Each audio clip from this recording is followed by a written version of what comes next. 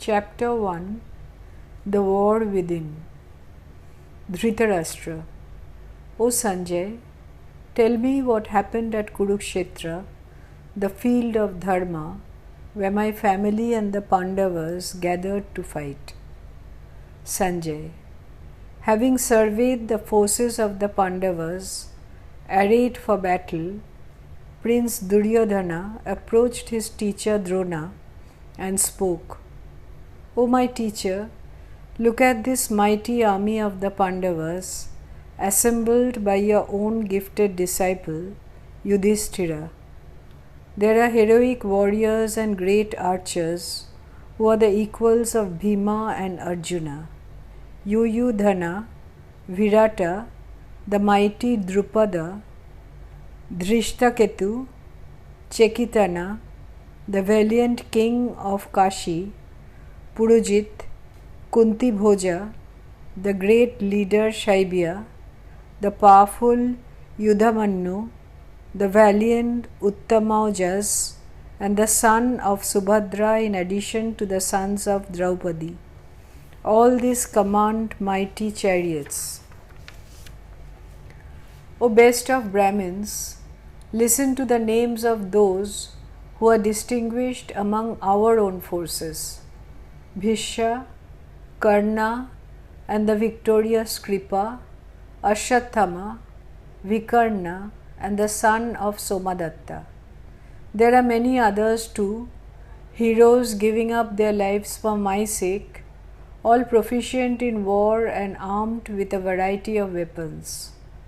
Our army is unlimited and commanded by Bhishma. Theirs is small and commanded by Bhima. Let everyone take his proper place and stand firm, supporting Bhishma. Then the powerful Bhishma, the grandsire, oldest of all the Kurus, in order to cheer Duryodhana, roared like a lion and blew his conch horn. And after Bhishma, a tremendous noise arose of conches and cow horns and pounding on drums. Then Sri Krishna and Arjuna, who were standing in a mighty chariot yoked with white horses, blew their divine conches. Sri Krishna blew the conch named Panchajanya, and Arjuna blew that called Devadatta. The mighty Bhima blew the huge conch Pandra. Yudhishthira, the king, the son of Kunti, blew the conch Ananta Vijaya. Nakul and Sahadeva blew their conches as well.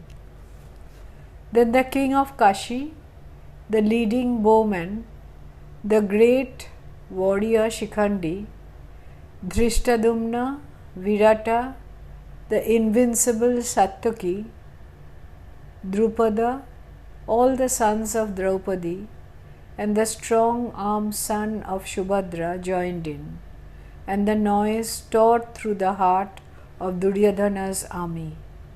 Indeed, the sound was tumultuous, echoing throughout heaven and earth. Then, O Dhritarashtra, Lord of the earth, having seen your sons' forces set in their places and the fighting about to begin, Arjuna spoke these words to Sri Krishna. Arjuna, O Krishna, drive my chariot between the two armies. I want to see those who desire to fight with me. With whom will this battle be fought? I want to see those assembled to fight for Duryodhana, those who seek to please the evil-minded son of Dhritarashtra by engaging in war. Sanjay. Thus Arjuna spoke, and Sri Krishna, driving his splendid chariot between the two armies, facing Bhishma and Drona and all the kings of the earth, said, Arjuna, behold all the Kurus gathered together. And Arjuna, standing between the two armies, saw fathers and grandfathers, teachers, uncles and brothers, sons and grandsons, in-laws and friends. Seeing his kinsmen established in opposition, Arjuna was overcome by sorrow. Despairing, he spoke these words: O Krishna, I see my own relations here anxious to fight, and my limbs grow weak. My mouth is dry, my body shakes, and my hair is standing on end. My skin burns, and the bow Gandiva has slipped from my hand. I am unable to stand, my mind seems to be whirling. These signs bode evil for us. I do not see that any good can come from killing our relations in battle. O Krishna, I have no desire for victory or for a kingdom or pleasures.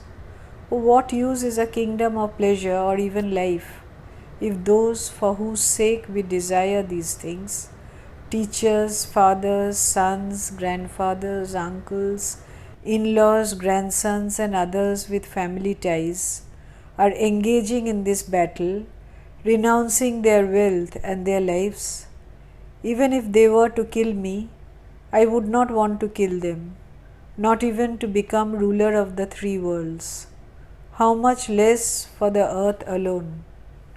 O Krishna, what satisfaction could we find in killing Dhritarashtra's sons? We would become sinners by slaying these men, even though they are evil. The sons of Dhritarashtra are related to us, therefore we should not kill them. How can we gain happiness by killing members of our own family? Though they are overpowered by greed and see no evil in destroying families or injuring friends, we see these evils. Why shouldn't we turn away from this sin? When a family declines, ancient traditions are destroyed. With them are lost the spiritual foundations for life, and the family loses its sense of unity. Where there is no sense of unity, the women of the family become corrupt, and with the corruption of its women, society is plunged into chaos. Social chaos is hell for the family and for those who have destroyed the family as well. It disrupts the process of spiritual evolution begun by our ancestors. The timeless spiritual foundations of family and society would be destroyed by these terrible deeds which violate the unity of life. It is said that those whose family dharma has been destroyed dwell in hell. This is a great sin. We are prepared to kill our own relations out of greed for the pleasures of a kingdom. Better for me if the sons of Dhritarashtra, weapons in hand, were to attack me in battle and kill me unarmed and unresisting. Sanjay. Overwhelmed by sorrow, Arjuna spoke these words, and casting away his bow and his arrows, he sat down in his chariot in the middle of the battlefield. Om Namah Bhagavate Vasudeva.